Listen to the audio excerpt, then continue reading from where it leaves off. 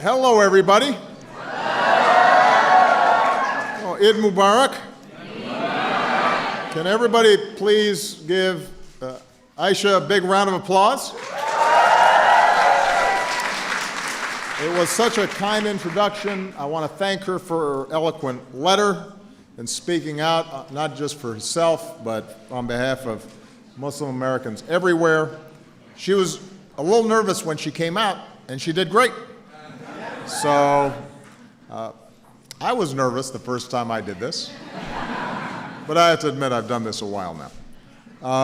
I want to thank Rahima for sharing words from the Holy Quran. I want to welcome to the White House everybody who was here. You know, for the past 7 years, we've held our annual iftar dinner.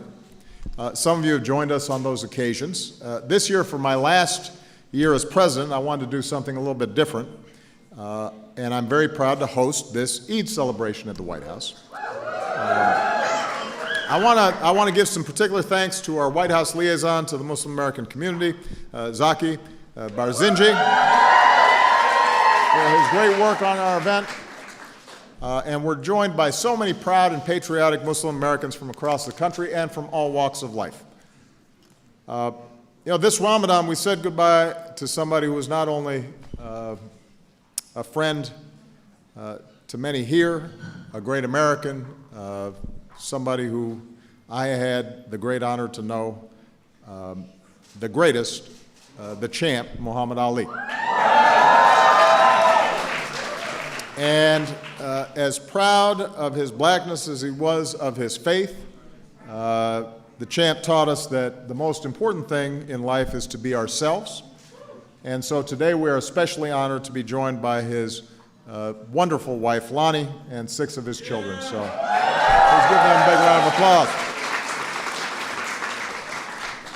So we're coming together to celebrate Eid and the blessings of another holy month of Ramadan. I know we are a little late this year. The advantage is that you're not as hungry as you were a couple of weeks ago. But our celebration is just as festive. The food is just as good. For Muslims across the United States and around the world, this is a time of spiritual renewal, a time to reaffirm your duty to serve one another, especially the least fortunate among us. And it's a time to reflect on the values that guide you in your faith: gratitude, compassion, and generosity. And it's a reminder that those values of Islam, which comes from the word salam, meaning peace, are universal. They bind us all, regardless of our race or religion or creed, in a common purpose, and that is in our shared commitment to the dignity of every human being. Today is also another reminder that Muslims have always been a part of America. In colonial times, many of the slaves brought over from Africa were Muslim.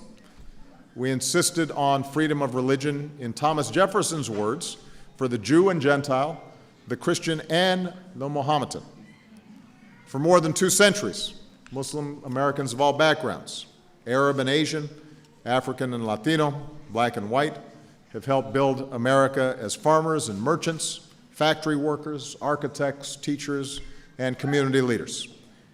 And Muslim Americans have enriched our lives every single day. You're the doctors we trust with our health, entrepreneurs who create jobs, artists who inspire us, activists for social justice like the LGBT Muslims who are on the front lines in the fight for equality. You're the athletes that we cheer for, like American fencing champion Ibtihaj Muhammad. She's going to be proudly wearing her hijab when she represents America at the Rio Olympics. No pressure. Muslim Americans help keep us safe. You're our firefighters, our police officers, like Deputy Police Chief Malik Aziz of the Dallas Police Department, who's helping that community that is still grieving heal after the tragic attack against law enforcement in that city. There can be no actual progress unless we actually work together, Malik has said. The police and the community must work together. There's no us versus them. So we thank Malik for his outstanding service. And Muslim Americans serve proudly in our armed forces. risking their lives to defend our freedom. We're especially honored to be joined by veterans here today like Sheikh Nazim Abdul Karim, who fought in World War II.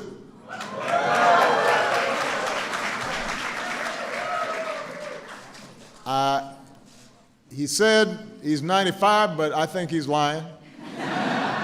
He looks younger. He says he tells people he's 59. But we are so proud of him and what he's done to fight for our freedom.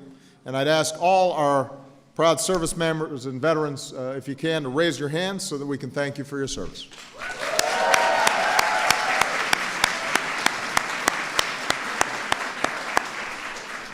By the way, I should mention that Muslim Americans aren't just heroes in real life. One of today's most popular comic book superheroes is a Pakistani-American girl named Kamala Khan, also known as Miss Marvel. And I'm a comic book fan. But it's important that our children see positive, rich portrayals of all people, including Muslims from all walks of life, not just in the national security context, in the news and TV and movies. The diversity and depth of the Muslim American experience needs to be portrayed. So, let's be clear. Muslim Americans are as patriotic, as integrated, as American as any other members of the American family. And whether your family's been here for generations or you're a new arrival, you're an essential part of the fabric of our country. Now, of course, we can't deny that we're in challenging times right now. This is a difficult time for Muslim Americans. That we can't do. No. Michelle's going to come down and scold you. Don't say that. Like all Americans, you worry about the threat of terrorism, but on top of that, you fear that your entire community will be blamed for the violent acts of a few who do not represent your faith. As many of you know, earlier this year I had the chance to visit the Islamic Society of Baltimore, and I met with some outstanding Muslim Americans from across the country, and they told me about the great work they're doing in business and education and medicine and social justice, but they were very honest with me about their anxieties and their fears of being targeted because of their faith. And I get heartbreaking letters like the one from Aisha. She told me, there were moments in my life where I'd want to just take off my hijab and leave my identity behind so I can fit in with my peers. Now, that's a young American, full of promise, full of possibility, fearful because of her faith. And we've seen a spike in Muslim Americans, including children, being attacked, mosques being targeted, especially during the final holiest days of Ramadan. And that shouldn't be happening in the United States of America. Singling out Muslim Americans, moreover, feeds the lie of terrorists like ISIL that the West is somehow at war with a religion that includes over 1 billion adherents.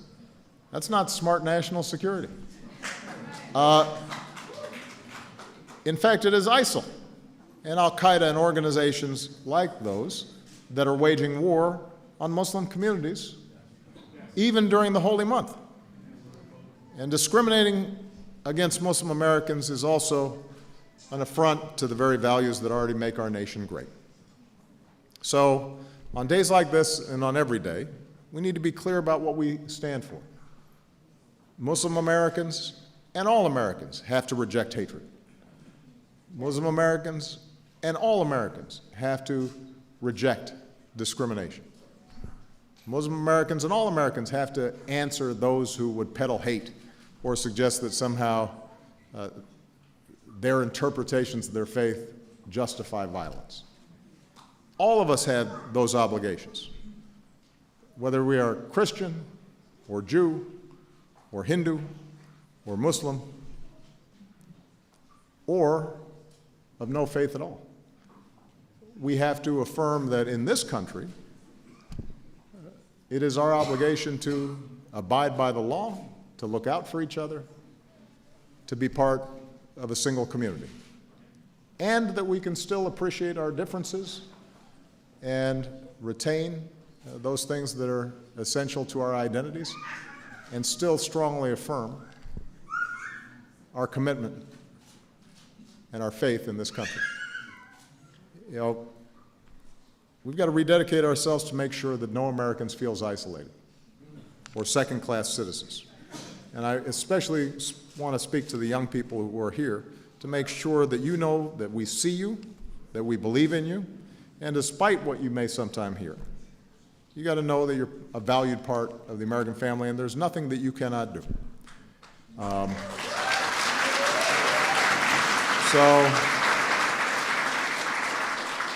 During what was a difficult Ramadan, where we saw hundreds of innocent lives taken in Istanbul and Dhaka and Baghdad and Medina, as well as in Orlando and Nice.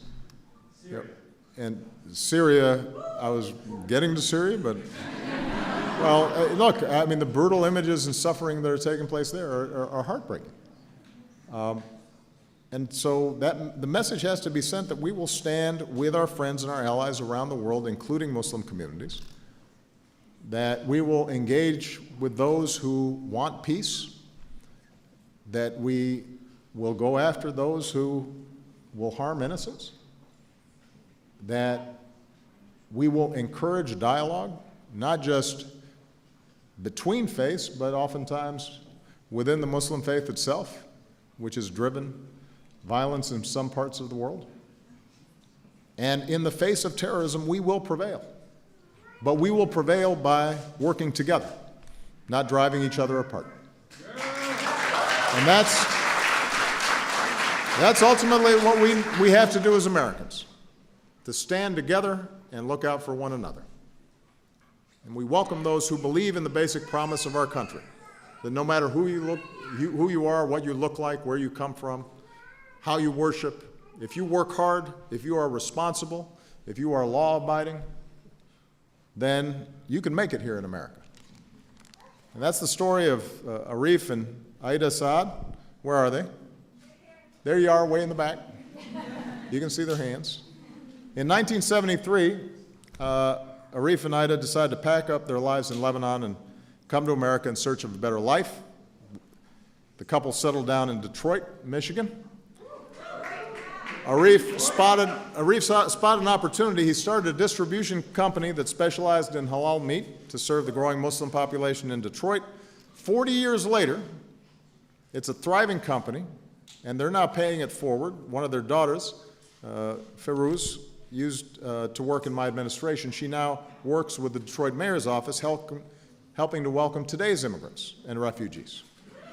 And, you know, so the Saads, they set a great example for new arrivals like Hiba and Rauf al-Rahawan. Hiba and Rauf, where are you? There you are.